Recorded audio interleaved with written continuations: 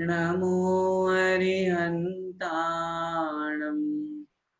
नमो सिद्धाणं नमो आयर्याणं नमो उवज्झायाणं नमो लोये सव्साहूणम्। पंच परमेष्टि भगवान की जय। द्वादशांग जिनवाणी माता की जय। संत शिरोमणि आचार्य भगवंत 108 श्री विद्यासागर जी महाराज की जय। परम पूज्य गुरुदेव मुनि पुंगोष्ठ 108 सुधा सागर जी महाराज की जय। अढ़ाई द्वीपस्थ समस्त मुनि राज्यों की जय।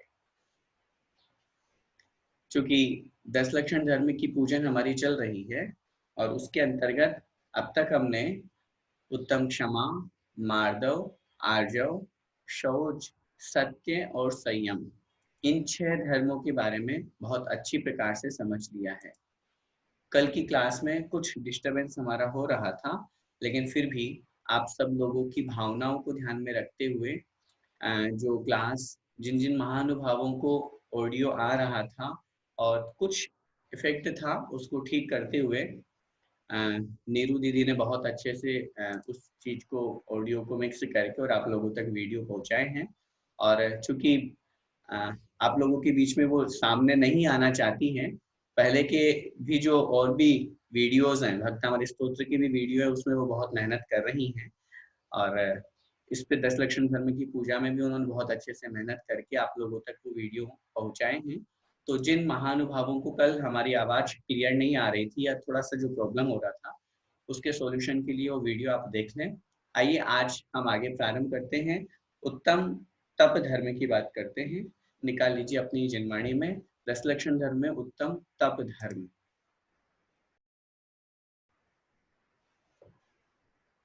तप चाहे सुर राय, कर्म शिखर को वज्र है, द्वादश विधि सुखदाय, क्यों न करे निज सकति सम।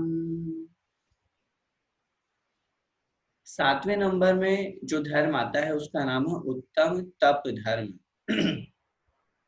तप किसे कहते हैं, यहाँ पर बहुत स्पष्ट रूप से उसकी परिभाषा नीचे की लाइंस में भी देंगे। अभी हमको ये समझना है, अपनी इच्छाओं के निरोध करने का नाम, अपनी इच्छाओं को कंट्रोल करने का नाम तप है। आचार्यों ने शास्त्रों में लिखा है इच्छा निरोधस तप है, अर्थात अपनी इच्छाओं को रोकना, अपनी इच्छाओं को कंट्रोल करना, इसका नाम है तप। इसीलिए उस तप धर्म की हम बात कर रहे हैं। देखिए अर्थ, तप चाहे सुरराय। तप मतलब तप को, चाहे मतलब चाहते हैं। कौन चाहते हैं? सुरराय, देवताओं का भी जो राजा है। सुर माने देव, देवों के जो राजा है कौन? इंद्रगण, है ना। इंद्र भी तप को चाहते हैं। क्या मतलब हुआ? मतलब ये हुआ, क्योंकि कल की क्लास में हमने देखा था संयम में स्पष्ट रूप से लिखा हुआ था, संयम का पालन कौन कर सकता है? सिर्फ और सिर्फ मनुष्य। क्योंकि देवगति में जो इंद्रगण है, देवतागण है, नारकी जीव है, तिर्यंच है, ये संयम तप का पालन नहीं कर सकते। देवों के पास ज्ञान होता है, द्वादशांग के ज्ञाता देवगण हो सकते हैं, लोकांतिक देव है, सर्वार सिद्धि के देव हैं, वो सब जानते हैं कि आत्मा का कल्याण कैसे होगा। लेकिन वो ये बात भी जानते हैं कि जब तक हम देव पर्याय में हैं, हमारी आत्मा का कल्याण नहीं हो सकता।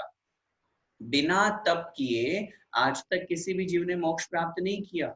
और वो तप चाहते हैं, तप करना चाहते हैं, लेकिन नहीं कर पाते हैं। इसलिए वो चाहते हैं मैं शीघ्रता से मनुष्य पर्याय को प्राप्त हूं, वहां से मुनि बनूं, तपस्या करूं और मोक्ष जाऊं। इसलिए जहां पर अन्य जो पाठ वगैरह मिलते हैं उसमें कथानक लिखा हुआ मिलता है कि नर काया को सुरपति तर से सुदुर्लभ प्राणी। ये जो मनुष्य पर्याय है ये इतनी दुर्लभ है कि इस मनुष्य काया को प्राप्त करने के लिए, मनुष्य बनने के लिए सुरपति तर से देवतागण भी तरसते हैं। इसी बात को हमें यहाँ पर ग्रहण करना है। तप चाहे सुरराय, अर्थात जो देवतागण हैं, जो इंद्रगण हैं, वे तप चाहे, तप करना चाहते हैं। क्यों करना चाहते हैं तप? क्योंकि यह तप कैसा है? कर्म शिखर को वज्र है।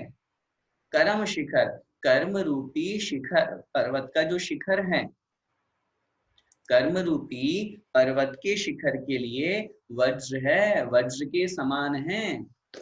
जैसे पर्वत को नष्ट करने के लिए, पर्वत को तोड़ने के लिए हमें वज्र का सहारा लेना पड़ता है। बहुत भयंकर, बहुत भारी कोई पहाड़ है, उसको नष्ट करने के लिए क्या करना पड़ेगा? वज्र। वज्र जो होता है, उससे बड़ा सा बड़ा पत्थर, बड़ा सा बड़ा कोई भी वस्तु जो बहुत हार्ड है, वो भी टूट जाती है। तो कर्म रूपी शिखर को, पर्वत को तोड़ने के लिए ये तप वज्र के समान है। ऐसे ही हमारे आत्मा के साथ में जो अनादिकालीन कर्म लगे हुए हैं, उनको नष्ट करने के लिए ये जो तप है, ये उस वज्र के समान है। अगर हम तप करेंगे तो हमारे कर्मों की निर्जरा होगी। बहुत स्पष्ट समझिएगा, बिना तप किए आज तक कर्मों की निर्जरा न हुई है और न कभी होगी। आचार्य उमा स्वामी महाराज ने तत्वार्थ सूत्र जी के 9वें अध्याय में लिखा, तपसा निर्जराच्य। तप करने से कर्मों की निर्जरा होती है, जैसे संवर भी होता है, क्योंकि संवर सहित निर्जरा होगी तो हमारा काम बनेगा। कल जो हमने पढ़ा था ना, निर्जरा दो प्रकार की, सविपाक और अविपाक। तो पहली तो सबकी हो रही है, प्रत्येक जीव की हो रही है। समय पे कर्म आए उदय में और फल देके झड़ गए, उससे हमारा कोई फायदा नहीं होने वाला। लेकिन जो कर्म अभी उदय में नहीं आने वाले हैं, बहुत समय बाद में आने वाले हैं, तपस्या के माध्यम से उनको पहले में ही उदय में ला करके और झड़ा देना, नष्ट कर देना, ये कहलाती है अविपाक निर्जरा। और ये आत्मा के लिए कल्याणकारी है। इसीलिए हमको यहाँ पर इस निर्जरा का सहारा लेना चाहिए।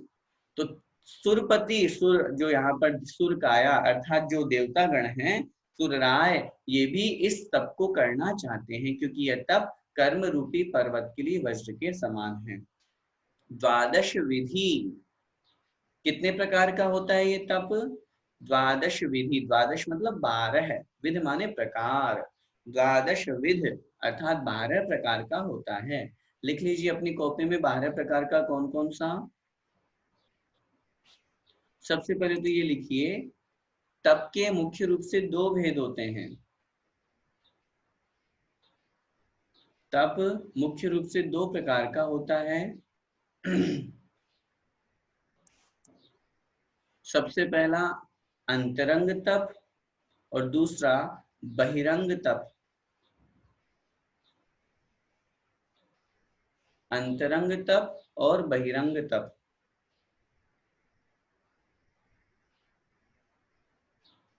अंतरंग तप 6 प्रकार के होते हैं, उनके नाम लिख लीजिए। सबसे पहला प्रायश्चित्त, दूसरा विनय, वैयावृत्य, स्वाध्याय, व्युत्सर्ग, व्युत्सर्ग और छठा है ध्यान।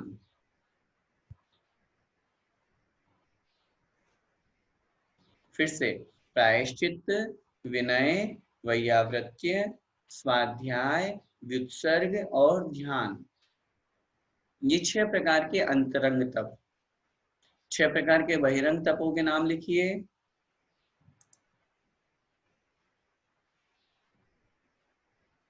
अनशन, पहला अनशन, दूसरा ऊनोदर,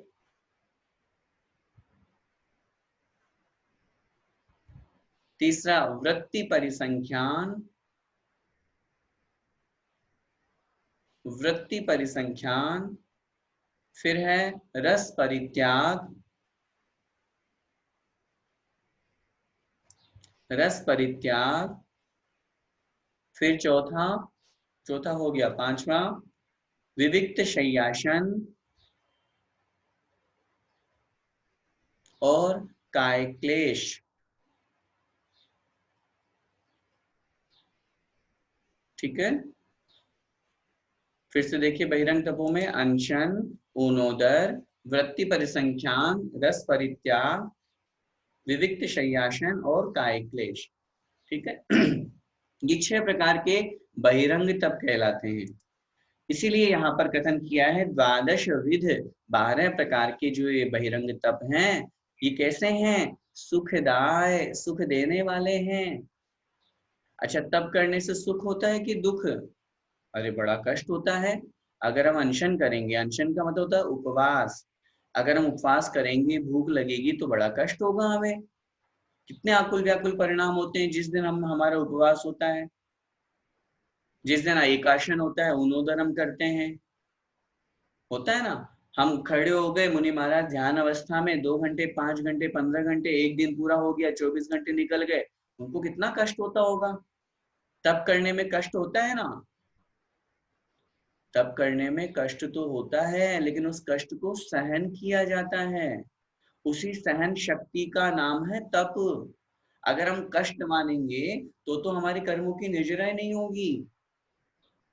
मैंने कल भी आपसे निवेदन किया था, हम बहुत पैसे वाले हैं, हमारे पास थोड़ी ना खाने पीने की कमी है, ये सोच करके अगर हम दिन में 50 बार खाते हैं तो ये हमारा सबसे बड़ा रोग है। हम अपनी इच्छाओं को, जब तक हम अपनी जो मन की इच्छाएं हैं, मन की वांछाएं, इनको कंट्रोल नहीं करेंगे, तब तक रुपए पैसे या धन संपत्ति तो सबके पास में है। आप ये सोचिए कि अगर हम ऐसा मान ले कि जिनके पास नहीं है वो नहीं खा रहे हैं, फिर तो सबसे ज्यादा पुण्य गरीब को लगना चाहिए, उस भिखारी को लगना चाहिए जो उसको बेचारे को 2-3 दिन में एक बार खाने को मिलता है। ऐसा थोड़ी ना हो जाएगा। वस्तु होते हुए भी उसका परित्याग करना, उसके प्रति आकांक्षा, उसके प्रति इच्छा का त्याग करने का नाम तप होता है। इसी बात को यहाँ पर समझना है। ये चाहे अंतरंग तप हो चाहे बहिरंग तप हो, इन 12 तपों को भी जब कभी समय होगा तो डिटेल में समझेंगे। अभी इन 12 तपों के नाम समझ करके, और हमें ये समझना है कि ये सुख देने वाले हैं, दुख देने वाले नहीं हैं। अभी तप करते समय भले ही हल्का सा हमें कष्ट महसूस हो, लेकिन उस कष्ट को कष्ट मत मानिए। उसके निमित्त से हमारे कषाय और पाप नष्ट हो रहे हैं। देखिए बहुत सिंपल से मैं बात कर रहा हूँ। धर्म किस चीज का नाम है? मैं हमेशा कहता हूँ, धर्म किसे कहते हैं? व्रत नियम संयम पालन करने का नाम धर्म है, पूजा पाठ करने का नाम धर्म है, दान देने का नाम धर्म है, या भगवान का खूब अभिषेक करो, बड़ी बड़ी शिखर जी की यात्रा वंदना करो, उसका नाम धर्म है?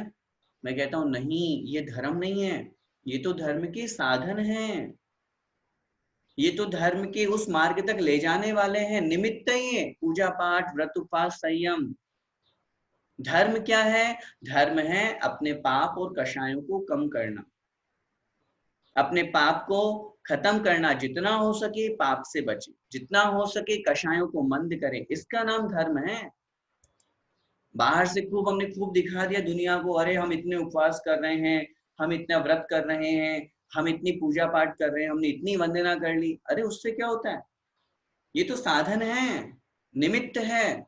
हमें निमित्त की तरफ या साधन में नहीं उलझना, हमें साध्य तक पहुंचना है, लक्ष्य तक पहुंचना है, जो हमारा टारगेट है। हमारा टारगेट है अपनी आत्मा में धर्म को लाना। बहिरंग से सिर्फ दिखाने का नाम धर्म नहीं है। लेकिन एक बात ये भी बहुत अच्छी तरह से समझिएगा, ये बहिरंग साधन है, इन साधन के बिना साध्य की प्राप्ति नहीं हो सकती। आप ये सोचे मैं कुछ भी नहीं करूं, बस सीधा आंख बंद करके और दोनों हाथ हाथ पे हाथ धर के बैठ जाऊं, ध्यान लगाने बैठ जाऊं, मुझे धर्म की प्राप्ति हो जाएगी, ऐसा भी नहीं। ये धर्म के साधन हैं, साधन भी करने पड़ेंगे हमको, साधन भी हमको करने हैं, बहुत जरूरी है। बिना साधन किए साध्य की प्राप्ति नहीं हो सकती, लेकिन साधन में नहीं उलझना। देखिए दोनों बातें बहुत अच्छी तरह से समझिएगा। साधन ही हमारी आत्मा का लक्ष्य नहीं है। व्रत नियम संयम कर लिया, पूजा पाठ कर लिया, ये क्रियाकांड, यही मात्र हमारी आत्मा का लक्ष्य नहीं है। हमें इनके निमित्त से, इसके सहारे से आत्मा के परिणामों को बहुत अच्छा बनाना है। अपनी आत्मा के जो परिणाम है, जो पाप और कषाय रूप है, उनको खत्म करके, उनको कम करके अपने परिणामों को उज्जवल और निर्मल बनाना है, इसका नाम धर्म है। लेकिन ये आत्मा के परिणाम उज्जवल और निर्मल होंगे भी इसी की सहायता से। बिना साधन के आत्मा के परिणाम निर्मल भी नहीं बनेंगे। आप ये सोचें कि आत्मा के परिणाम अच्छे अपने आप ही बन जाए, बिना व्रत नियम का पालन किए, बिना पूजा पाठ किए, बिना तीर्थ वंदना किए, नहीं बनेंगे, कभी नहीं बनेंगे। श्रावक के जो कर्तव्य हैं, मुनि महाराज के जो कर्तव्य हैं, उन कर्तव्यों का पालन करने पर ही हमारी आत्मा के परिणामों में चेंज आएगा। हम बोले नहीं साहब, हमें रुपए पैसों से कोई लोभ लालच नहीं है, और कहें कि आप दान कीजिए, नहीं हम दान भी नहीं करते, तो फिर अपने पास में इकट्ठा क्यों करके रखें? जब हमारे पास में से कोई वस्तु निकलेगी तभी तो उस वस्तु के प्रति हमारा ममत्व छूटेगा, तभी तो राग कम होगा। और हम कहें नहीं हमें राग बिल्कुल नहीं है, बस हम तो रखें, ये झूठी कहानी है, फालतू की बातें हैं। हम बोले अरे नहीं हम तो बहुत व्रत नियम संयम का पालन हमसे नहीं होता है, हमें तो अपनी आत्मा को कष्ट नहीं देना। बिना कष्ट दिए आज तक कोई भी महान नहीं बना। बहुत सिंपल सी बात है, एक सूत्र अपने जीवन में हमेशा ध्यान रखिएगा, जो मेहनत करता है वही महान बनता है। जो मेहनत करता है, महान शब्द मेहनत से बना, महान शब्द से बना, मह से, जो मेहनत करता है वही महान बनता है। बिना मेहनत किए आज तक कोई महान नहीं बना। इसलिए ये जो तप है ये 12 प्रकार के हैं, सुखदाय, सुख देने वाले हैं। आगे क्या कह रहे हैं? क्यों न करे निज सकति सम। क्यों न करे, क्यों नहीं करते हो? निज सकति सम, निज मतलब अपनी, सकति मतलब शक्ति के, सम मतलब अनुसार। क्यों न करे, क्यों नहीं करते हो? निज सकति सम, अपनी शक्ति के अनुसार। अरे हे भव्य जीव, हे प्राणी, तुम इन तपों को अपनी शक्ति के अनुसार क्यों नहीं करते हो? करना चाहिए। जब हमारे अंदर शक्ति है, हम मनुष्य पर्याय को प्राप्त हो गए हैं, तो हमें अपनी शक्ति अनुसार इन तपों को करना चाहिए। हमारी शक्ति है कि हम तेला कर सकते हैं, तेला मतलब 3 दिन का उपवास, और हम बोले नहीं हमारी शक्ति नहीं है साहब, हमसे नहीं होते, देखो खाने पीने त्याग करने की बात हमसे मत किया करो। क्यों? जब आप तेला करेंगे, 3 दिन आप उपवास में रहेंगे, तो जितना समय आपका भोजन में निकलता था, आज हम जैनियों के घरों की हालत क्या है? माताओं बहनों से विशेष रूप से निवेदन, क्या हालत है? सुबह से लेकर के शाम तक हमारा पूरा दिन किचन में निकल जाता है। विशेष रूप से हम जैन को खाने के लिए हम बहुत, हाँ क्या बोले, चटोरे हैं। हाँ, हर चीजें नई नई डिश हमको बनाना है, खाने पीने, परिवार के सब लोग बहुत अच्छे से चाहते हैं कि हाँ हमें इसकी ये इच्छा पूरी करनी है, उसकी ये इच्छा पूरी करनी है। और अगर उस दिन हमारा उपवास हुआ तो क्या होगा? कितना समय हमारा बचेगा भोजन बनाने में, भोजन खुद के ग्रहण करने में। मैं मानता हूँ, हाँ हो सकता है आपके मन में आए कि भैया जी उपवास तो हमारे पूरे परिवार का थोड़ी ना, उनके लिए तो बनाना ही पड़ेगा, बनाना पड़ेगा। लेकिन फिर भी देखो, अब ये भी जहां पर अर्धांगिनी की बात आती है, पति पत्नी की बात आती है, तो मैं एक बात हमेशा कहता हूँ, अगर पत्नी का उपवास है तो पतिदेव को विचार करना चाहिए कि वो क्यों भोजन ग्रहण करे। इतना तो देखो, सहधर्मिता किसको कहते हैं? एक दूसरे का साथ निभाना, इसी को तो कहते हैं। होना चाहिए, परिवार के सब लोगों का उस दिन उपवास होना चाहिए। अब ठीक है, छोटे बच्चे हैं या नहीं कर पा रहे हैं बाहर की, वो एक उदाहरण की बात बता रहा हूँ।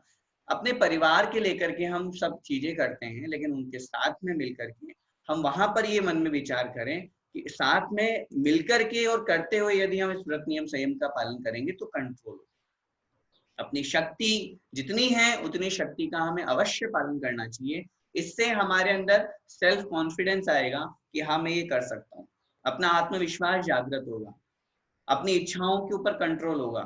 आचार्यों ने शास्त्रों में लिखा, उपवास व्रत नियम करने से 3 फायदे होते हैं। व्रत उपवास करने से 3 फायदे होते हैं। सबसे पहला फायदा उन्होंने वहां पर कथन किया, जितना समय हमारा घर गृहस्थी में भोजन खाने पीने बनाने में निकल रहा था, वो समय हमारा बच गया, उस समय का हम सदुपयोग करें, उस समय का सदुपयोग करें। ऐसा नहीं कि हाँ ठीक है कोई बात नहीं, आज हमें उपवास करना है, भोजन ग्रहण नहीं करना, चलो टीवी चालू कर लिए, मोबाइल में लग गए, चैटिंग में लग गए, बातें कर रहे हैं, खूब सारी मूवीज देख रहे हैं। उस समय का सदुपयोग करें। जो 2 घंटे हमारे इस चीज में वेस्ट हो जाते थे, आज हम उन 2 घंटे बड़ी आराम से स्वाध्याय करेंगे। डेली 1 घंटे पूजन करने को मिलता था, आज 3 घंटे पूजन करेंगे, बढ़िया विधान करेंगे। उस समय का सदुपयोग शुभोपयोग में करें। दूसरा सबसे बड़ा फायदा उन्होंने बताया, कर्मों की निर्जरा होती है। ऐसा नहीं समझिएगा कि ये व्यर्थ ऐसे ही है। असंख्यात गुणी कर्मों की निर्जरा लिखी है आचार्यों ने शास्त्रों में।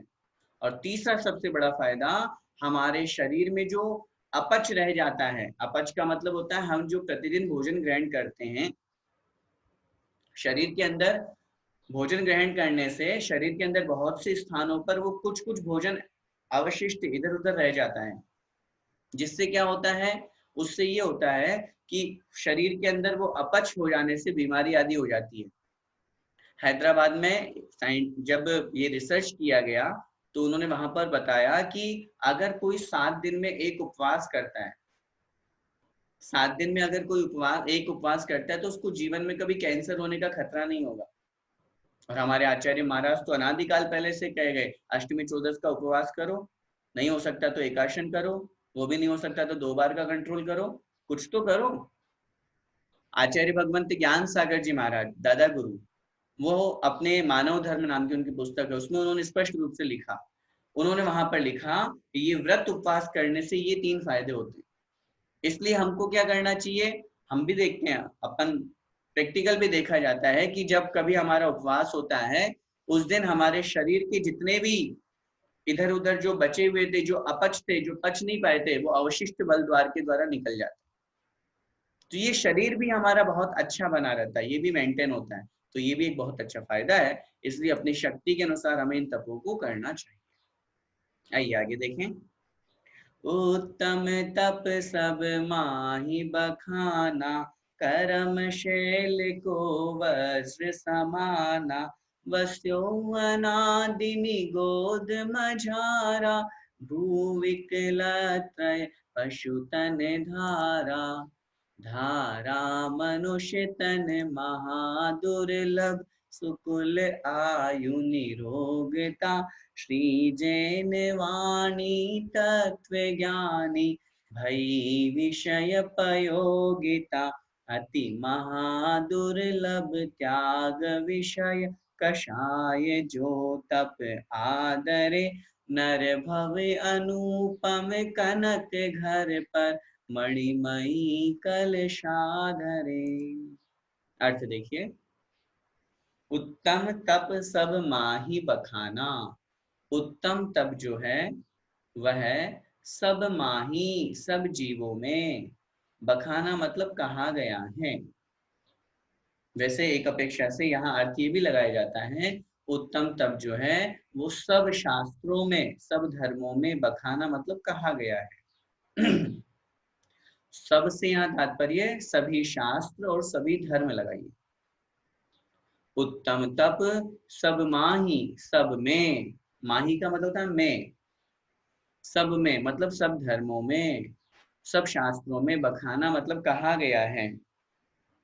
क्यों कहा गया है, क्यों वर्णन किया इसका, कैसा है ये, इसलिए उसका उत्तर दे रहे हैं। कर्म शैल को वज्र समाना। ये कैसा है, कर्म रूपी पर्वत के लिए, शैल माने पर्वत, कर्म रूपी पर्वत के लिए, को मतलब के लिए, वज्र समाना, वज्र के समान है। कर्म रूपी पर्वत के लिए ये वज्र के समान है। ठीक है ना। अभी अपन ने ऊपर समझा था कि जैसे पर्वत बहुत कठोर है, उसको नष्ट करने के लिए वज्र की आवश्यकता होती है, तो ऐसे ही अनादिकालीन हमारे कर्म जुड़े हुए हैं, उनको नष्ट करने के लिए तप की आवश्यकता होती है। अब अपनी हिस्ट्री देखना अपन को, हम कहाँ थे पहले, अपना भूतकाल कहाँ कहाँ थे और वहां हमने क्या किया, और आज जो हमें मनुष्य पर्याय मिली ये कितनी दुर्लभ, महादुर्लभ, अति महादुर्लभ। देखिए, वस्यो अनादि निगोद मझारा। वस्यो मतलब रहा, वस्यो मतलब रहा, अनादि, अनादि काल से, कहा, निगोद मझारा अर्थात निगोद में। अपनी स्थिति देखिए, हम पहले कहाँ थे, अनादि काल से हम निगोद में थे। उस निगोद में रहते हुए बहुत दुख उठाए। क्या लिखा पंडित दौलत राम जी ने, एक श्वास में 8-10 बार, जन्म्यो मरियो भरियो दुख भार।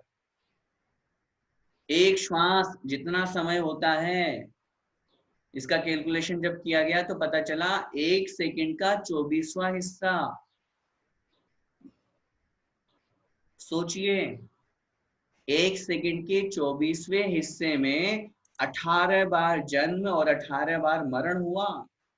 जीने मरने की फुर्सत नहीं है, इतना कष्ट हो रहा है उस निगोद पर्याय में। फिर वहां से जैसे तैसे निकले, कोई पुण्य का उदय आया, फिर कह रहे हैं भू। भू से तात्पर्य पृथ्वी, और आदि अर्थ हमें अपने आप भाव में लगाना पड़ेगा। भू मतलब पृथ्वी का एक आदि। ठीक है। फिर क्या बने, विकलत्रय। विकलत्रय का मतलब होता है 2 इंद्रिय, 3 इंद्रिय और 4 इंद्रिय। इन 3 प्रकार के जीवों को विकलत्रय कहते हैं। 2 इंद्रिय, 3 इंद्रिय और 4 इंद्रिय। फिर कह रहे हैं पशु तन धारा। पशु मतलब तिर्यंच के शरीर को धारण किया, निगोद से जैसे तैसे करके निकले किसी पुण्योदय से, और भू मतलब पृथ्वी का एक आदि स्थावर बन गए। फिर वहां से जैसे तैसे करके निकले तो 2 इंद्रिय, 3 इंद्रिय, 4 इंद्रिय में जन्म लिए। फिर वहां से और निकले तो पशु बन गए, पशु पंचेंद्रिय बन गए। इस तरह पशुओं की तन धारा, शरीर को धारण किया। आचार्यों ने शास्त्रों में बहुत अच्छी तरह से लिखा है, अनादिकाल से संसार में हम लोग परिभ्रमण कर रहे हैं, और इतनी बार हम मक्खी, मच्छर, टिड्डा, भौरा, ये गाय, भेल, पशु, हाथी, घोड़ा, क्या क्या नहीं बने हम। ऐसी कौन सी पर्याय है जिसमें हमारा जन्म नहीं हुआ? ऐसी कोई सी भी पर्याय नहीं है। अनादिकाल से संसार में हम परिभ्रमण कर रहे हैं। पंच परावर्तन का वर्णन जहां आचार्यों ने किया, हो सकता है आप लोगों के लिए शब्द नया हो, लेकिन कुछ लोग समझ जाएंगे। द्रव्य, क्षेत्र, काल, भव और भाव, ये पंच परावर्तन होते हैं।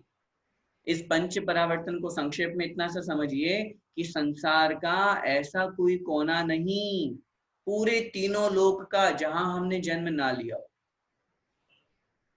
संसार की ऐसी कोई पर्याय नहीं जहां, जिस पर्याय में हम नहीं गए हो। खूब बार नरक जाए, खूब बार स्वर्ग देवलोक जाए, खूब बार सब तिर्यंच में, सब जगह जाके आ चुके हैं। अनादिकाल से काम क्या कर रहे हैं? एक ही तो काम है। क्या काम है हमारा, बताओ? भटकना। अभी यहाँ कभी वहां, अभी यहाँ कभी वहां। सब लोगों को खूब भटकने की आदत है। जो लोग खूब इधर उधर घूमते रहते ना, फॉरेन कंट्री में, हाँ साहब आज यहाँ चलते हैं, चलो उस देश में चलते हैं, आज वहां घूमने चलते हैं। जो लोग खूब घूमते रहते हैं, समझना उनका संसार अभी खूब घूम रहा है। क्यों संसार में? अरे इस संसार को क्या देखना। आप चले गए कहीं बहुत अच्छी जगह, जहाँ घूमने की जगह है, मैं किसी स्थान विशेष का नाम नहीं ले रहा, कहीं आप घूमने गए कि चलो वहां चलते हैं, वहां देखिए आए, फिर क्या मिला? सिर्फ चक्षु इंद्रिय का दर्शन। देखिए आए, तृप्त हो गए। अरे वहां कितनी बार पैदा हो चुके हम, कितनी बार देख चुके उस चीज को, क्या देखना। और उस विषय कषाय के प्रति हमारी राग दृष्टि है, खूब भटक रहे हैं हम। अनादिकाल से एक ही तो काम है हमारा संसार में, भटकना। इसलिए अच्छी तरह से समझिए, यहाँ इन सब पर्यायों को हमने प्राप्त किया। आगे क्या कह रहे हैं देखिए, धारा मनुष्य तन महादुर्लभ। अब ये पर्याय हमने प्राप्त की, ये तो दुर्लभ थी। दुर्लभ लही जो चिंतामणि, त्रस पर्याय लही त्रस्तणी। तो त्रस पर्याय या ये पंचेंद्रिय पशु भी बन गए, तो दुर्लभ पर्याय प्राप्त की। फिर आगे कह रहे धारा मतलब धारण किया, मनुष्य तन, मनुष्य के शरीर को, मनुष्य की पर्याय को। हमने मनुष्य की पर्याय को धारण किया। कैसी थी ये पर्याय? महादुर्लभ। उस दुर्लभ से भी महादुर्लभ है ये मनुष्य पर्याय। ऐसे मिल जाती क्या? आचार्यों ने लिखा शास्त्रों में, असंख्यातों बार देव पर्याय प्राप्त करना, तिर्यंच पर्याय प्राप्त करना, नरक पर्याय प्राप्त करना, बहुत बार प्राप्त कर लिया, उसके बाद कहीं जाकर के एक बार मनुष्य पर्याय मिलती है, और हम व्यर्थ में गवा रहे हैं इस मनुष्य पर्याय को। बिना व्रत नियम संयम के, बिना तप के अगर हमने इस मनुष्य पर्याय को गंवा दिया, तो आज तो मिल गई, कोई बात नहीं, आगे भविष्य में नहीं मिलने वाली। हम हमेशा उदाहरण देते हैं, एक पिता का एक पुत्र है, बड़ा हो गया, व्यापार के योग्य हो गया। पुत्र ने कहा पिताजी मुझे 5 लाख रुपए दे दीजिए, मैं व्यापार कर लूंगा। तो पिताजी ने कहा ठीक है बेटा ले लो, उसमें क्या दिक्कत है। 5 लाख रुपए दे दिए पिताजी ने। साल भर बाद में आकर के बेटे ने कहा पिताजी वो तो मैंने ऐशो आराम में उड़ा दिए, उनका तो मैंने कुछ भी नहीं किया, मैं कोई व्यापार नहीं कर पाया। तो पिताजी क्या, अब वो बच्चा बोलेगा पिताजी 5 लाख और दे दीजिए, क्या होगा। हाँ हाँ पेड़ लगा है, हाँ पेड़ लगा हुआ है घर के आंगन में, तोड़ ला जाके, ऐसा बोलेंगे या दे देंगे 5 लाख। पहले हिसाब मांगेंगे ना। सोचिए, ये पिताजी और कोई नहीं है, हमारे कर्म है। कर्म में तो हमारे पिताजी हैं और क्या है। आज इन्होंने हमको मनुष्य पर्याय दे दी, आज इन्होंने हमको जैन कुल दे दिया, पुण्य उदय था हमारा, पहले जन्मों में हमने ऐसा कर्म किया था, उसके फल स्वरूप हमको ये मिला। लेकिन उसके बावजूद भी अगर हम इसका उपयोग नहीं कर रहे, हम व्यर्थ में विषय कषायों में खूब बहा रहे हैं मनुष्य पर्याय को, जैन कुल में पैदा होकर के अजैनियों जैसा आचरण कर रहे हैं, खूब उल्टा सीधा खा पी रहे हैं, सत्य व्यसन का सेवन कर रहे हैं, ड्रिंक कर रहे हैं, खूब घूम रहे हैं, खूब होटल जा रहे हैं, खूब अभक्ष्य सेवन कर रहे हैं, और जिंदगी 2 दिन की मिली है, ऐशो आराम के लिए मिली, इस तरह की धारणा बना करके सोचिए वापस मनुष्य पर्याय नहीं मिलेगी। हाँ मेहनत कीजिए, बच्चा बोलेगा पिताजी मैंने मेहनत की थी व्यापार में, लेकिन मेरा बेड लक था, नुकसान लग गया, 5 लाख की जगह 3 लाख रह गए। पिताजी को हिसाब दिखाएगा साल भर का, पिताजी मेहनत तो मैंने बहुत की थी, मैंने ऐसे इसमें व्यापार में भी खूब पैसा लगाया था लेकिन नहीं लगा। पिताजी के मन में क्या आएगा, हाँ बेटे ने मेहनत तो की है, कोई बात नहीं, 3 लाख बचे, 2 लाख का नुकसान हो गया, लेकिन मेहनत तो की है, उस मेहनत के प्रति स्वरूप पिताजी उसको पैसे देंगे और समझाएंगे आगे। ऐसे ही हम मेहनत तो करें मनुष्य पर्याय को प्राप्त करने के लिए वापस दोबारा, लेकिन आज मिल गई, अब अरे अगला जन्म किसने देखा यार, कहाँ होगा, कहीं नहीं होगा, अपन तो खूब खाओ पियो मस्त रहो मजे करो, ये तो सब ऐसे ही कहते रहते हैं, धर्म की शास्त्रों की बातें तो सब ऐसी ही है।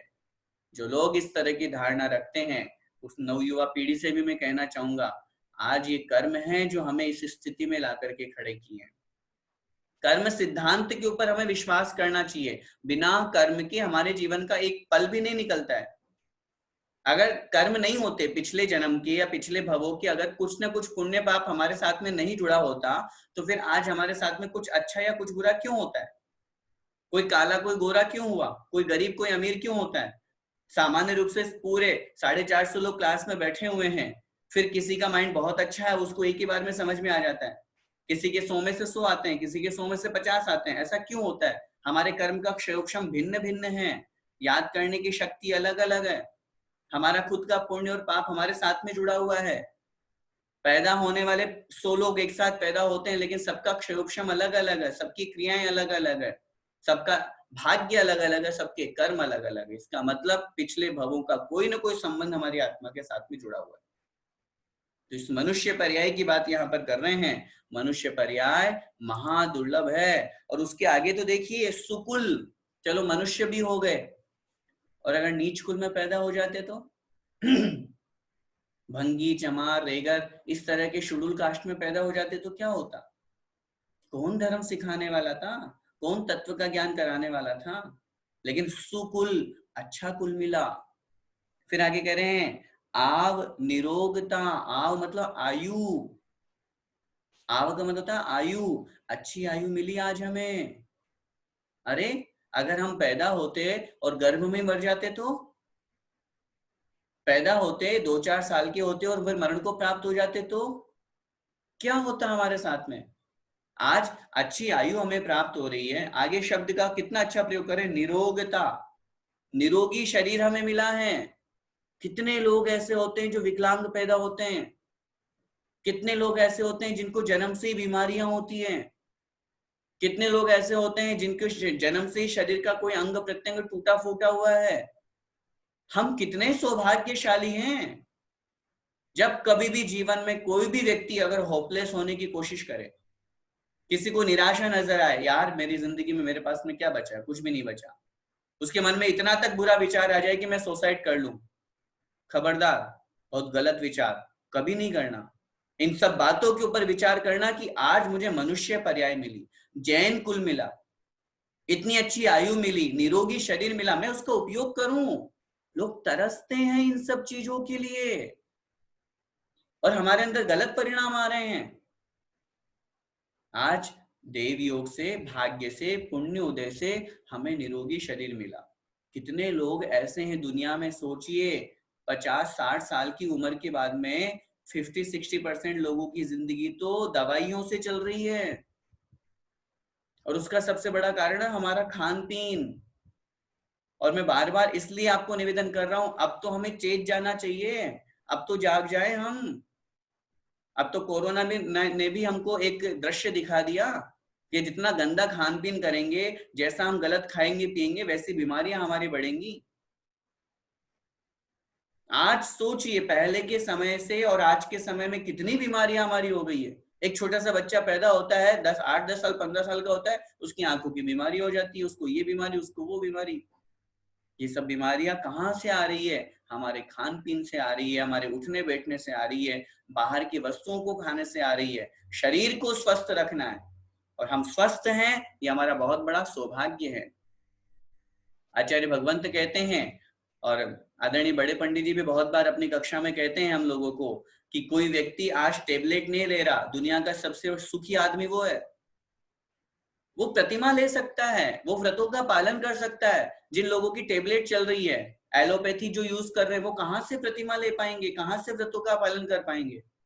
अपनी आदत को बहुत अच्छी तरह से बनाइए। और जो बहुत नवयुवा पीढ़ी भी इस कक्षा से जुड़ी हुई है, बहुत सी माताएं बहनें जुड़ी हुई है, उनसे मैं निवेदन करूंगा, अपने जीवन में कभी भी एलोपैथी टेबलेट की आदत ही मत डालिए।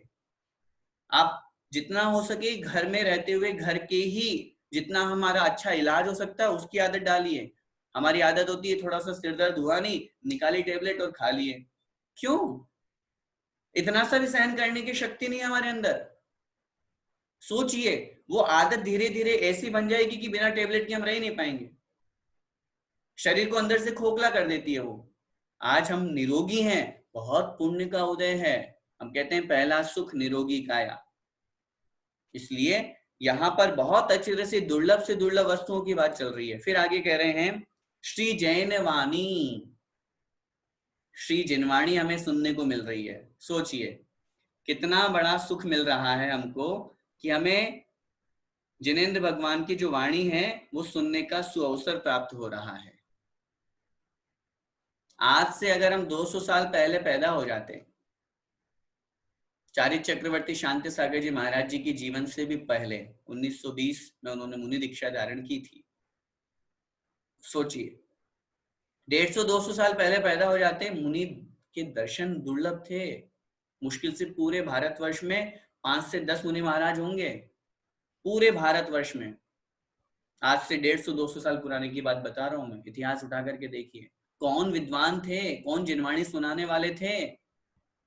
भले आज हम पंचम काल में पैदा हुए, उस बात का हमको कोई फिक्र नहीं है, कोई दुख नहीं है, हो गया ठीक है, जन्म तो हुआ हमारा, लेकिन इस बात का सौभाग्य मानिए कि आचार्य भगवंत के काल में हम पैदा हुए। जो शास्त्रों में एक मुनि की चर्या लिखी है, जो आचार्य का एक स्वरूप लिखा है, वो हमें साक्षात दिखाई दे रहा है। आज से 50 साल बाद पैदा हो जाते, पता नहीं कौन से मुनि महाराज उस समय होते, क्या उस समय चर्या होगी नहीं होगी, कैसा होगा। हम कितने सौभाग्यशाली है कि अपनी सगी आंखों से हम आचार्य के दर्शन कर पा रहे हैं, उनकी चर्या को देख पा रहे हैं, उनको आहार दे पा रहे हैं, उनकी वैयावृत्ति कर पा रहे हैं, उनको सुन पा रहे हैं। और उनकी बदौलत जिनवाणी का स्वाध्याय हम लोगों के बीच में मिल रहा है। आज इस लॉकडाउन के पीरियड में भी ठीक है, निमित्त कहीं ना कहीं से कोई ना कोई बनता है। एक किसी काम के होने में किसी एक व्यक्ति का हाथ नहीं होता, सब लोगों से मिलकर के और फिर कार्य का एक साध्य बनता है, काम सफल होता है। आज इस लॉकडाउन के पीरियड में हमने ये क्लास अपने स्वाध्याय की प्रारंभ की, हम जिनवाणी का अर्थ समझ रहे हैं, जिनवाणी सुनने का हमें मौका मिल रहा है। कितना बड़ा सौभाग्य है हमारा। नहीं तो दुनिया में कितने सारे लोग हैं, क्लास तो सबके लिए है ना, पर्टिकुलर किसी एक व्यक्ति विशेष के लिए तो नहीं है। ये तो पूरी जैन समाज के लिए है, और अजैन व्यक्ति भी जैनेतर भी सुनना चाहे तो सुने। लेकिन कितने से लोग जुड़े हैं? क्यों?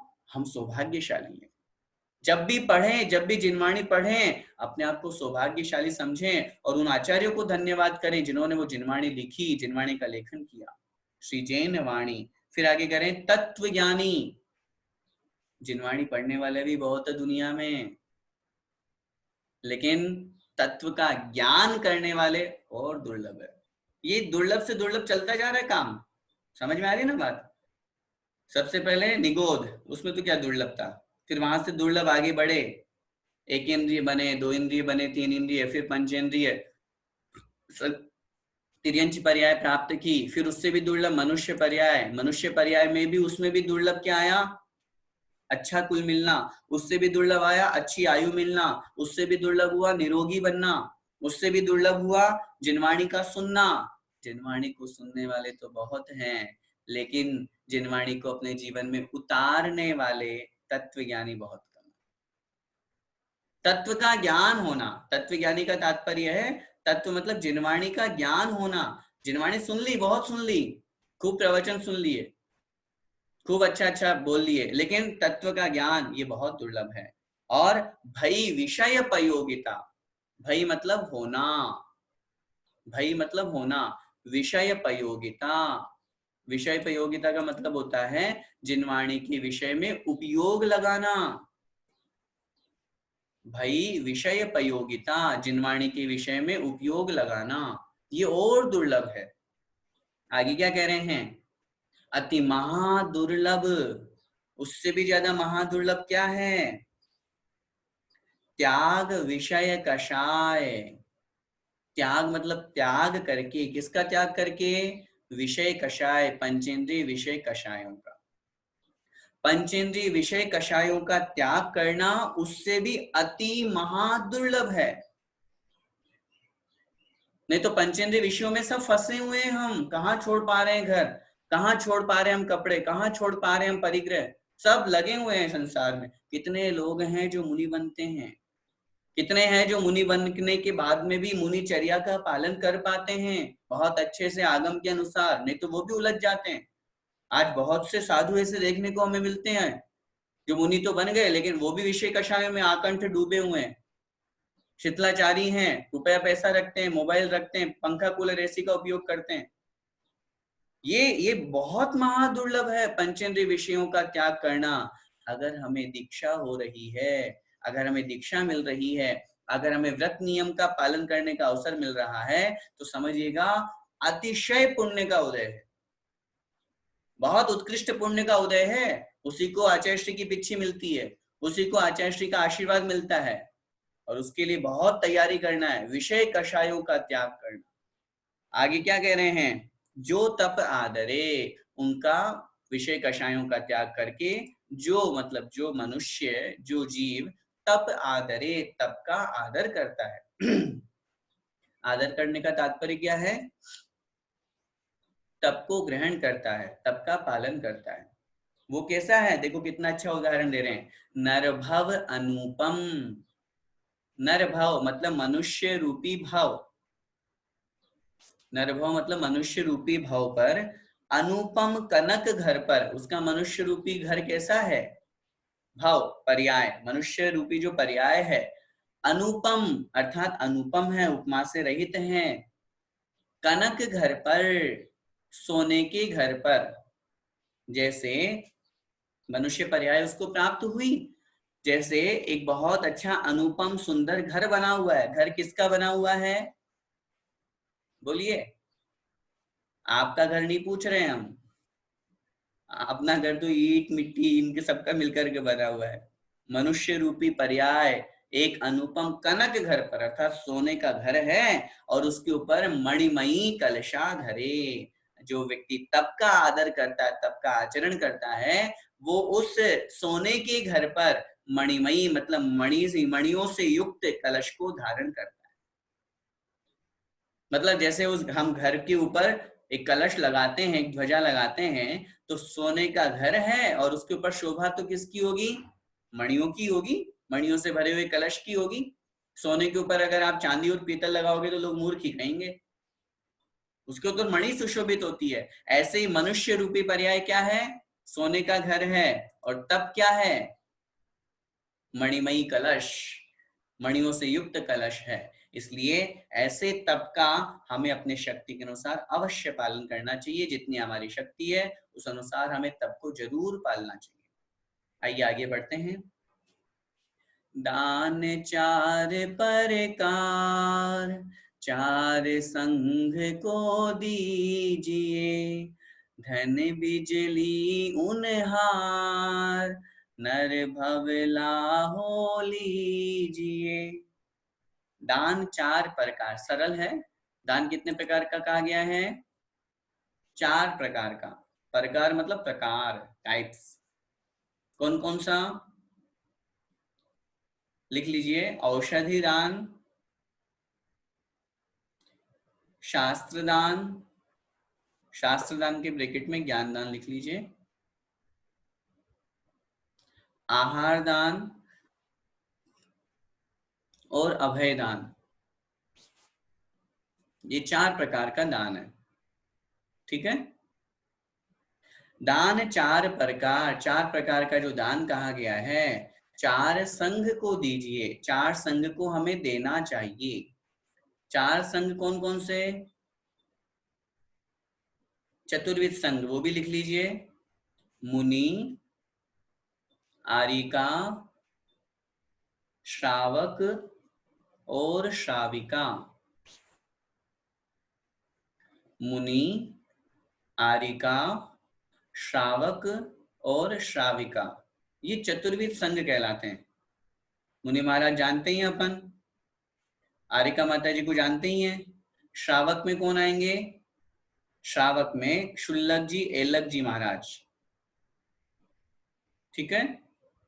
और श्राविका में शुल्लिका माता जी। इनके साथ में श्रावकों में जो व्रती ब्रह्मचारी लोग होते हैं वो मध्यम श्रावक कहलाते हैं। और हम लोग जो जैनी भाई लोग हैं ये भी श्रावक की कोटि में आते हैं। आचार्यों ने इनको जघन्य पात्र कहा है। जो सम्यक दृष्टि श्रावक होते हैं, हम जैसे साधर्म्य बंधु, अपन सभी लोग। तो चार प्रकार का जो दान है ये हमें चार संघ को देना चाहिए। क्यों देना चाहिए दान? क्या जरूरत है दान देने की? धन बिजली उनहार, धन संपत्ति जो है वो कैसा है? बिजली के उनहार मतलब समान है। धन रुपया पैसा कैसा है? बिजली के समान है। बिजली कैसी होती है?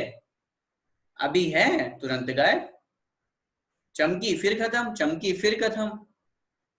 हमेशा स्थिर रहने वाली वस्तु नहीं है धन। धन संपत्ति हमेशा स्थिर रहने वाली वस्तु नहीं है। वो तो बस हमने हमारे द्वारा ग्रहण की, कभी न कभी समाप्त होगी, थोड़ी देर बाद में समय समाप्त हो जाएगा, धन संपत्ति समाप्त हो जाएगी। इसलिए नरभव लाहो लीजिए। अब महत्वपूर्ण बात, नरभव मनुष्य पर्याय का लाहो लीजिए, लाभ लीजिए। लाहो का मतलब लाभ। अगर मनुष्य पर्याय का लाभ प्राप्त करना है तो क्या कीजिए? दान कीजिए, त्याग धर्म को अपनाइए। अब इन पंक्तियों को समझने से पहले हम ये बात समझ लें, हम उत्तम त्याग धर्म की बात कर रहे हैं। उत्तम त्याग धर्म का पालन तो मुनिराज करते हैं। हम गृहस्थ लोग कैसे कर सकते हैं त्याग धर्म का पालन? दान दे करके। गृहस्थ में त्याग नहीं हो सकता। क्या कहा आपने? गृहस्थ में त्याग नहीं हो सकता। तो आप तो करो रात्रि भोजन छोड़ो, आलू प्याज का त्याग करो, ये त्याग तो है। ये त्याग संयम रूप है। ये त्याग उत्तम त्याग धर्म रूप में नहीं है। त्याग तो सिर्फ मुनिराज ही कर सकते हैं, क्योंकि यहाँ पे संपूर्ण के त्याग की बात चल रही है। हम गृहस्थी उत्तम त्याग धर्म का पालन करना चाहते हैं तो हम क्या करें? हम अपनी शक्ति के अनुसार दान करें। आहार दान, औषधि दान, अभय दान, ज्ञान दान, या जहां पर जिस वस्तु की आवश्यकता हो वो वस्तु उनको प्रदान करें। मंदिर में गुल्लक में भी दान करते हैं। जिन प्रतिमा हम बनवाते हैं, जिन मंदिर का निर्माण करवाते हैं, पाठशालाएं खुलवाते हैं, किसी पुस्तक का निर्माण कराते हैं, शिविर लगवाते हैं, ज्ञान का प्रचार प्रसार कराते हैं, ये सब दान की कोटि में आएगा। इससे नरभव लाभो लीजिए, मनुष्य पर्याय का लाभ हमें लेना चाहिए। आगे देखिए, उत्तम त्याग कयो जग सारा, औषध शास्त्र अभय आहारा, निश्चय राग द्वेष निर्वारे, ज्ञाता दोनों दान संभारे, दोनों संभारे कूप जल सम दरब घर में परिणया, निज हाथ दीजे साथ लीजे, खाया खोया बह गया, धनि साध शास्त्र अभय दिवैया, त्याग राग निरोध को, बिन दान श्रावक साधु दोनों, लहे नाही बोध को। अर्थ देखिए, उत्तम त्याग कयो जग सारा। उत्तम त्याग जो है ये सारा जग कयो, सब संसार में कहा गया है। त्याग की महिमा का वर्णन सब संसार, पूरे संसार में है। जो त्याग करता है वो महान होता है, ऐसा वर्णन सब जगह है। कैसा दान करना चाहिए? औषध शास्त्र अभय आहारा। वह जो दान है औषधि के रूप में, शास्त्र मतलब शास्त्र के रूप में, अभय माने जीवों की रक्षा करने के रूप में, और आहार के रूप में करना चाहिए। क्या मतलब हुआ? मतलब ये हुआ 4 प्रकार का जो दान है, आहार दान हमें समझ में आता ही है। औषधि दान, एक बिल्कुल शुद्ध औषधि, मुनि महाराज के लिए, चतुर्विद संघ के लिए शुद्ध औषधि का निर्माण करके उनको प्रदान करना। आहार दान, नवधा भक्ति पूर्वक चतुर्विद संघ को पड़गाहन करके, यथा योग्य पड़गाहन करके, उनकी भक्ति करके उनको दान देना, आहार कराना। अभयदान के अंतर्गत, चूंकि अभयदान तो मुनि महाराज पालन करते हैं, हम लोग तो अभयदान का कैसे पालन करेंगे, उसके लिए हमारे लिए कहा गया है आवास दान। अपनी कॉपी में नोट कीजिए, हम गृहस्थों के 4 प्रकार के दान कौन से हैं? हम गृहस्थों के 4 प्रकार के दान, आहार दान, औषधि दान, आवास दान, अभय दान की जगह उन्होंने वहां पर लिखा आवास दान, जिसे हम वसति का भी कहते हैं। और चौथा है ज्ञान दान की जगह उन्होंने लिखा उपकरण दान। ये गृहस्थ के 4 दान है। सामान्य से ये 4 दान प्रसिद्ध है जो अभी हमने पहले पढ़े, लेकिन ज्ञान दान, ध्यान से सुनिएगा, ज्ञान दान और अभय दान हम गृहस्थ नहीं कर सकते। अच्छी तरह से सुनिएगा, लोगों की धारणा है हम ज्ञान दान तो करते ही हैं। आप हमारे लिए भी बहुत बार कहते हो कि भैया जी आप ज्ञान दान करते हो। नहीं नहीं, ज्ञान दान करने का अधिकार तो सिर्फ मुनि महाराज को, केवली भगवान को। हम तो आप लोगों के बीच में बैठ करके धर्म की चर्चा कर रहे हैं, ज्ञान की बातें कर रहे हैं, ये दान नहीं कर सकते, हमारी योग्यता ही नहीं है, हम गृहस्थ में हैं। इसलिए हम जो मुनि महाराज को उपकरण देते हैं, शास्त्र को देना है, पिछी कमंडलू प्रदान करना है, ये उपकरण दान है। हम अभयदान कैसे देते हैं? अभय का मतलब होता है जीवों की रक्षा करने रूप, जीवों को भय नहीं होना, हम नहीं कर सकते वो, हमसे तो जीव डरते हैं। डरने का तात्पर्य हम तो जीवों की हिंसा करते हैं, गृहस्थ में रह रहे हैं तो जीवों की हिंसा तो होगी होगी, फिर हम अभयदान कैसे करेंगे? इसलिए हमारे लिए कथन किया आप आवास दान कीजिए, उन्हें महाराज के लिए संतशाला का निर्माण करवाइए, योग्य स्थान बनवाइए जहां पे रहकर वो बहुत अच्छी तरह से साधना कर सके। ये बात आगे देखिए। अब यहाँ पर उस त्याग धर्म को 2 प्रकार से कह रहे हैं, निश्चय अर्थात निश्चय से। त्याग किसे कहते हैं? निश्चय से। निश्चय त्याग किसे कहते हैं? निश्चय से राग द्वेष निर्वारे, राग द्वेष को दूर करना। राग द्वेष को दूर करने का नाम निश्चय से त्याग धर्म है। ज्ञाता दोनों दान संहारे। ऊपर वाली लाइन में जो कहा गया था 4 प्रकार का दान करना, ये व्यवहार दान, व्यवहार त्याग, दान नहीं त्याग, व्यवहार त्याग। और निश्चय त्याग, राग द्वेष को दूर करना, उसका नाम है निश्चय त्याग। ज्ञाता दोनों दान संहारे, कितनी अच्छी बात कह रहे हैं। जो ज्ञानी होता है वो दोनों प्रकार के दान को संहारे, मतलब संभालता है, दोनों प्रकार के दान को संभालता है अर्थात देता है। आगे क्या कह रहे हैं? दोनों संहारे कूप जलसम दरब घर में परिणया। दोनों संहारे अर्थात दोनों प्रकार के दान को करता है, संभालता है। दरब दो कूप जलसम, कूप मतलब कुएं के, जलसम जल के समान, कुएं के जल के समान क्या चीज है? दरव मतलब घर, द्रव्य जो है, धन संपत्ति जो है वह घर में परिणया, घर में प्राप्त हुआ है। परिणया मतलब प्राप्त हुआ है, समझ में आया? धन मतलब धन संपत्ति, दरब, दरब का मतलब होता है द्रव्य, धन संपत्ति जो हमें प्राप्त हुई है, घर में जो प्राप्त हुई है वह किसके समान है? कूप जलसम, कुएं के जल के समान। क्या मतलब हुआ इसका? कुएं के जल की उपमा क्यों दी? क्योंकि जिस प्रकार आप लोगों ने कुआं देखा होगा, कुएं में पानी कहां से आता है? टैंकर डलवाते होंगे, हैं? ये ऊपर बारिश का पानी आता होगा, उसको कलेक्ट करते होंगे, वो कुआं कहलाता है क्या?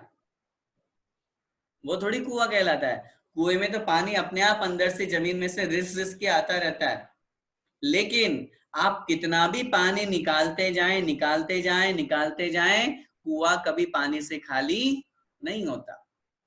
कुएं का उदाहरण इसलिए दिया है, अगर आप कुएं में से पानी निकालेंगे नहीं तो कुएं का पानी सड़ जाएगा, बेकार हो जाएगा, किसी काम का नहीं रहेगा। इसी तरह से हमारे घर में द्रव्य आता जा रहा है, धन संपत्ति आती जा रही है, और अगर हम उसको खर्च नहीं करेंगे, अगर हम उसको दान नहीं करेंगे, तो घर में पड़ा पड़ा हमारा द्रव्य नष्ट हो जाएगा, समाप्त हो जाएगा। वही अगली पंक्ति में कह रहे हैं, निज हाथ दीजिए साथ लीजिए। दान का सबसे बड़ा जो फल है वो क्या है? निज हाथ दीजिए, अपने हाथ से दीजिए। अपन बोलते ना हाथों हाथ, हैंड टू हैंड फल मिल रहा है। निज हाथ दीजिए, अपने हाथ से उस दान को दीजिए, और साथ लीजिए, साथ में पुण्य को प्राप्त कर लीजिए। साथ लीजिए, साथ में पुण्य को प्राप्त कर लीजिए। अगर आप उस धन संपत्ति को अपने हाथों से दान करके जा रहे हैं तो अपना पुण्य खुद कमा करके जा रहे हैं। मैंने कल भी निवेदन किया था, कार्तिक अनुप्रेक्षा में आचार्य कार्तिकेय स्वामी महाराज ने लिखा है, जो पिता रिटायर्ड होने के बाद में भी 50-60 साल के बाद में भी अपने बच्चों के लिए खूब मेहनत कर रहा है, सुबह से लेकर के शाम तक खूब पैसा कमा कमा करके दे रहा है, इसका मतलब बच्चों को बहुत अच्छा फ्री फंड का नौकर मिल गया, जिसको न तनख्वाह देनी पड़ती न कुछ खिलाना पिलाना पड़ता। पिता तो वो तो करना ही पड़ेगा ना, लेकिन काम इतना हो रहा है उसके माध्यम से। हमने जो धन संपत्ति कमाई है, बहुत महत्वपूर्ण बात समझिएगा, हमने जो धन संपत्ति कमाई है उस कमाई में पाप हुआ कि नहीं हुआ? बिना पाप के पैसा नहीं कमाया जा सकता, नियम है ये। बिना पाप करे, बिना आरंभ किए संसार में पैसा नहीं कमाया जा सकता। उस पैसे को कमाने में जो पाप लगा, अगर हमें पुण्य कमाना है तो उस पैसों का दान करना हमारा कर्तव्य है। और हमने अपने बेटों के लिए खूब छोड़ करके चले गए, चले जाओ, कमाई तो आपने की, पाप की कमाई भी की, लेकिन आपने पुण्य नहीं किया, आपने दान नहीं किया। आपने पैसा कमा करके खूब सारा पाप तो कमा लिया, लेकिन आप अपने हाथों से दान देंगे तो आपको पुण्य लगेगा। आपकी मृत्यु के बाद में खूब सारा लोग दान करते हैं, पिताजी के नाम का दान करते हैं, वो भले ही उस व्यक्ति की भावना है कि हमने दादाजी के नाम का कुछ कर दिया, लेकिन आपको पुण्य नहीं लगेगा, आप तो चले गए अगली गति में। हमने जो रुपया पैसा कमाया है, निज हाथ दीजिए साथ लीजिए, हम अपने हाथों से देंगे और अपने हाथों से ही वापस उस पुण्य को ग्रहण करेंगे। नहीं तो क्या होगा? खाया खोया बह गया। खाया, देखो धन की 3 गतियां कही गई है, या तो पहला दान, नहीं तो फिर स्वयं के उपभोग में लीजिए। खाया मतलब अपने आप में ग्रहण कीजिए, खाया का मतलब ग्रहण कीजिए, नहीं तो फिर क्या होगा? खोया, खोया माने नष्ट हो जाता है अथवा बह गया, समाप्त हो जाएगा। तूफान आएगा, बहुत भयंकर बारिश आएगी, चल खत्म हो जाएगा रुपया पैसा, किसका यहाँ से गया है साथ में, बताइए? ऐसा कोई इंसान मुझे बताइए, चाहे वो सिकंदर भी क्यों ना हो, जो इस दुनिया से जा रहा था और एक अंश भी एक यहाँ से अगले पर्याय में लेके गया हो। वहां स्पष्ट रूप से लिखा, अगली पर्याय में हमें रुपया पैसा ले जाना है तो उसका एक ही माध्यम है, दान करना, रुपए पैसे का दान करना। और दान शब्द स्वयं कह रहा है, देखिए, दान मतलब देना और आदान मतलब लेना। आदान मतलब लेना। संसार की वस्तु, प्रत्येक वस्तु हमें देना सिखाती है। प्रत्येक वस्तु, किसकी बात करें हम? प्रकृति की प्रत्येक वस्तु।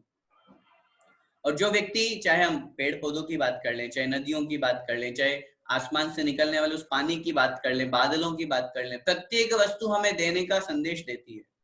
और जो लोग इनसे कुछ भी नहीं सीख पाते हैं और सिर्फ ग्रहण ही ग्रहण करने में लगे रह जाते हैं, उनकी स्थिति वैसी हो जाती है। देखो, ये एक संसार का बहुत बहुत अच्छा नियम है, ग्रहण के साथ विसर्जन जरूरी है। ग्रहण के साथ विसर्जन जरूरी है। अगर हम खूब सारा बस खाते जाएं खाते जाएं खाते जाएं और वहां नहीं जाएं, तो क्या होगा बताइए? हैं, बहुत अच्छा, हाँ, बहुत स्वस्थ रहेंगे। हमारे कौन सी रिद्धि है? तब तो रिद्धि हो तो चलो सोचे भी सही कि खा रहे हैं तो पूरा अंदर ही अंदर समा जा रहा है, मलमूत्र क्षेपण नहीं हो रहा। वो तो करना ही पड़ेगा, संसार का नियम है। ग्रहण किया है तो छोड़ना भी पड़ेगा, विसर्जन भी करना पड़ेगा। अगर नहीं करेंगे तो जैसे हमारी शरीर की स्थिति बुरी हो जाती है, हमारा स्वास्थ्य प्रतिकूल हो जाता है, ऐसे ही धन संपत्ति कमा रहे हैं और यदि उसको दान नहीं करेंगे, अच्छे काम में नहीं लगाएंगे, परोपकार में नहीं लगाएंगे, तो वो धन संपत्ति हम लोगों के लिए बुरा बन जाती है, हानिकारक हो जाती है। आगे क्या कह रहे हैं? धनि साध शास्त्र अभय दिवैया। धनी माने धन्य है, धनी मतलब धन्य है। साध, साध का मतलब साधु, मुनिराज। वे मुनि महाराज धन्य हैं जो क्या करते हैं? शास्त्र अभय दिवैया। अभी मैंने आपसे निवेदन किया था ना, मुनिराज 2 प्रकार का दान करते हैं। मुनिराज 2 प्रकार का दान करते हैं। कौन कौन सा? शास्त्र दान और अभय दान। क्या लिखा है? धनी मतलब धन्य है, साधु मतलब वे साधु जो शास्त्र अभय दिवैया, शास्त्र को और अभय को देते हैं। दिवैया मतलब देते हैं। 4 प्रकार का दान लिखा था ना हमने। इन 4 प्रकार के दान में से मुनिराज सिर्फ 2 ही तरह का दान कर सकते हैं, मात्र ज्ञान दान, जिसे हम शास्त्र दान भी कहते हैं, और अभय दान। अच्छा, मुनिराज आहार दान दे सकते हैं क्या? नहीं दे सकते, कभी नहीं दे सकते। किसी श्रावक का लेकर के, और जैसे हम कहीं चौके में जाते हैं और हमने श्रावक से लिया और अपने हाथ में लेकर के और मुनिराज को आहार दे दिया, ऐसा भी नहीं कर सकते। और जो करते हैं वो बिल्कुल आगम से विपरीत मान्यता वाले हैं। वर्तमान में किन्हीं किन्हीं स्थानों पर ऐसा दृश्य देखा जाता है कि साधु हैं तो भी वो दूसरों को, अपने संघ के साधुओं को या अन्य अपने शिष्यों को भी दान दे देते हैं, आहार दान दे देते हैं। बिल्कुल गलत परंपरा है, आगम में कहीं पर भी उल्लेख नहीं है। क्यों?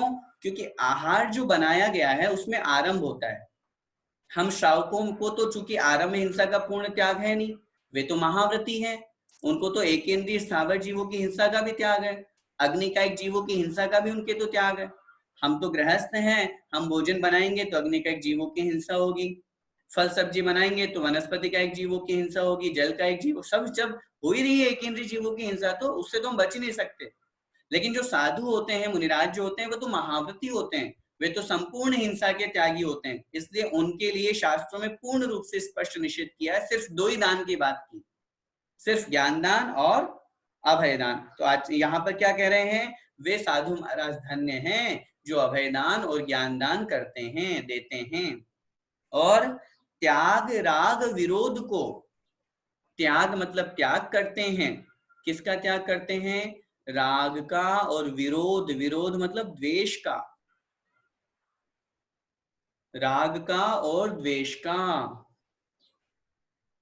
जो राग और द्वेष का त्याग करते हैं, और वो तो निश्चय से हो गया, राग द्वेष का त्याग करना तो, और व्यवहार से जो ज्ञानदान और अभयदान करते हैं, वे साधु महाराज बड़े धन्य हैं, महान हैं।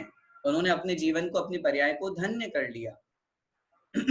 इसीलिए साधु महाराज किसी से राग द्वेष नहीं करते। आप उनके दर्शन करने जाओ तो आपसे तो खूब हंस हंस के बातें कर लेंगे, और किसी को बाहर से निकाल देंगे, किसी से द्वेष करेंगे, किसी के ऊपर गुस्सा करेंगे नहीं, बिल्कुल शांता भाव रखते हैं। आगे कह रहे हैं, बिन दान श्रावक साधु दोनों लहे नाही बोध को। बिन दान, बिना दान के, दान के बिना श्रावक और साधु दोनों बिना दान के श्रावक और साधु दोनों ना ही लहे बोध को। लहे मतलब प्राप्त करते हैं, ना ही मतलब नहीं प्राप्त कर पाते हैं। बोध को मतलब ज्ञान को, सम्यक ज्ञान को। बिना दान के, चाहे वो साधु हो चाहे श्रावक हो, दान करना उसका पहला कर्तव्य। अगर वो आदान कर रहा है तो दान उसका पहला कर्तव्य। मैंने अभी आपसे निवेदन किया ना, आदान मतलब ग्रहण करना, आदान मतलब ग्रहण करना। अगर कोई आदान कर रहा है तो उसको दान करना बहुत जरूरी है। नहीं तो फिर बहुत, चलो आपको सस्ती छूट, आप आदान करना बंद कर दीजिए, मैं दान के लिए मना कर दूंगा। आप आदान बंद कर दीजिए। आदान मतलब ग्रहण करना, भोजन ग्रहण करना, खाना पीना ग्रहण करना, रुपए पैसा ग्रहण करना, परिवार के साथ में बैठ करके सब कुछ वस्तुओं को ग्रहण करना।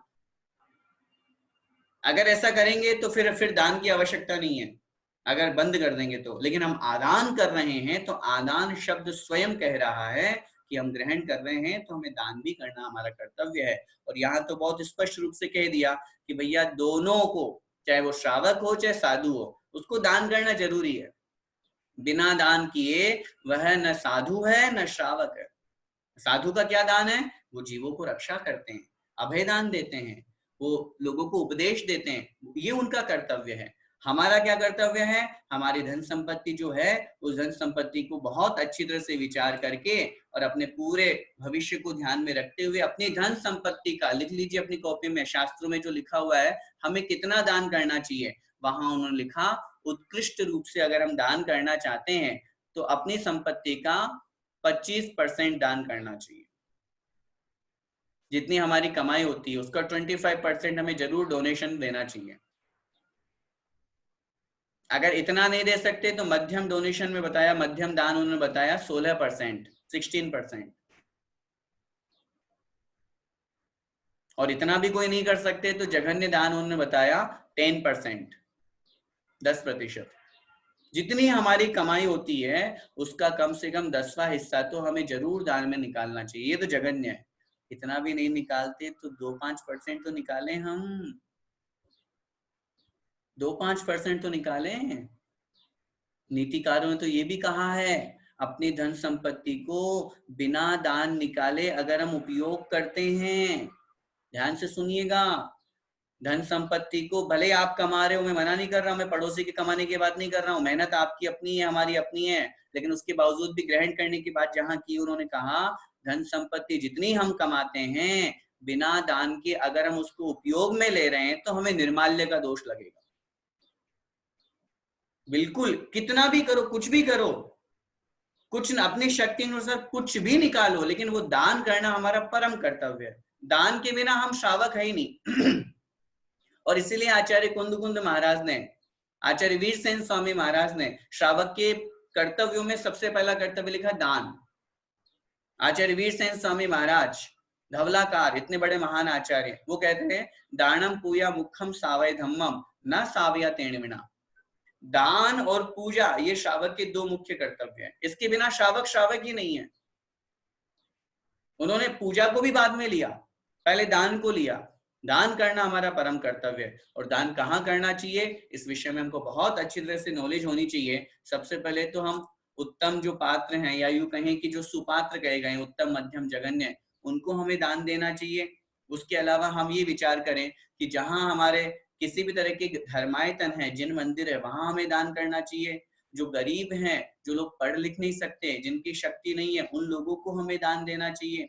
जो बेसहारा है, जिनका इलाज कराने की आवश्यकता है, उन लोगों को हमें दान करना चाहिए। ये भी परोपकार है, ये भी करुणा दान में आता है।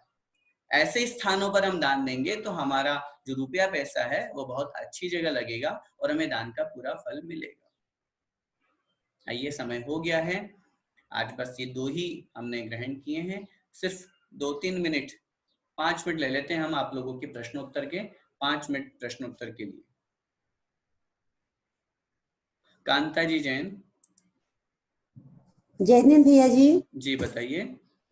भैया जी, आपने जैसे बताया था ना, जो खराब वाली 49 दिनों की जो वर्षा होती है जी, वो कब कब होती है, और जो अच्छी वाली सुवृष्टि होती है वो फिर कब होती है? खराब वाली जो वृष्टि होती है 49 दिन तक जो, वो होती है काल एंड होने के 49 दिन पहले से शुरू हो जाती है। जिस दिन काल एंड होना है, उस काल का समापन होना है, उसके अंतिम समय वो जो दिन आएगा उससे लेकर के लास्ट 49 डेज पीछे बेक जाइए, वहां से वो मतलब साथ मतलब छठे काल या पांचवें काल के बाद भी? प्रत्येक काल नहीं, कुवृष्टियां तो छठे के बाद में ही होगी ना। वो तो काल का प्रारंभ श्रावण बदी एकम बताया मैंने आपको। हाँ हाँ। बाकी उसके बाकी उसके अलावा जो होना है काल, जो काल का जो समापन होना है वो तो छठे काल बाद में ही होगा। हाँ, तो फिर छठे काल के बाद में फिर उत्सर्पणी का भी तो फिर छठा ही शुरू होगा ना? वो छठा नहीं होगा, वो पहला शुरू होगा। वो हम छठे के समान होता है, उसकी जो रचना होती है, उसका जो वर्णन होता है वो छठे के बराबर होता है, लेकिन उसे छठा काल नहीं कहते, वो उसे पहला काल कहते हैं। तो फिर जैसे 49 काल की जो खराब वृष्टि हुई, तो उसके बाद में फिर वो पहला काल में वहां भी वो वृष्टि पहला हुई, काल, फिर वहां वहां सुवृष्टियां होंगी। तो सुवृष्टि के बाद में फिर वही छठे काल की जैसी स्थिति रहेगी ना वहां पर तो? हाँ, नहीं तो ये पूरा एक कल्प काल बीतने के बाद में फिर ये कुवृष्टियां और सुवृष्टियां होती है, उत्सर्पणी और अवसर्पणी के बीच में नहीं होती है। अच्छा एक कल्प काल पूरा निकलने के बाद में। अच्छा अच्छा। और ये जो देव पूजा गुरु पासी स्वाध्याय संयम तप जो दोहा है ना, वो किनका लिखा हुआ भैया जी? ये संभवतः पद्मनंदी महाराज का लिखा होना चाहिए, पद्मनंदी पंचविंशतिका का। कुन कुंदाचार्य देव का मतलब? नहीं नहीं नहीं नहीं, पद्मनंदी पंचविंशतिका 12वीं 13वीं शताब्दी में आचार्य पद्मनंदी स्वामी महाराज हुए, उनका कुंद कुंद आचार्य का लिखा ही नहीं, क्योंकि ये संस्कृत है। कुंद कुंद स्वामी महाराज ने तो सब प्राकृत में लिखा है। अच्छा भैया जी, हम लोग का जो एग्जाम कब होगा, सिलेबस वगैरह कुछ? इसके बारे में कल की क्लास में हम बताएंगे, आज काफी लोग लीव हो गए हैं, फिर भी अच्छा सामान्य रूप से सूचना सब लोगों तक पहुंचा दीजिएगा। कोशिश हम करेंगे कि रविवार के दिन, आगे आने वाले रविवार के दिन 24 तारीख को हम एग्जाम कंडक्ट करेंगे। अच्छा। सिलेबस जय, वगैरह कल बता देंगे। धन्यवाद भैया जी। जी जय जिनेन्द्र। शांति देवी जी जैन। जय जिनेन्द्र भैया जी। जी बताइए। मैं बोलिए, जिस जिस बिना नहीं जिन राज सीजे तू रुलो जग कीच में, एक हाँ, धरी जिसके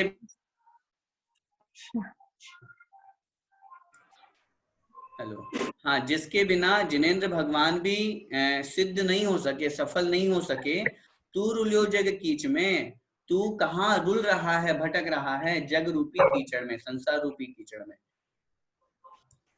ठीक है, एक घड़ी मत विसरो करो, एक पल भी मत भूलो कि तुम्हारी आयु आ रही है जममुख बीच में, अर्थात यमराज के मुख के बीच में।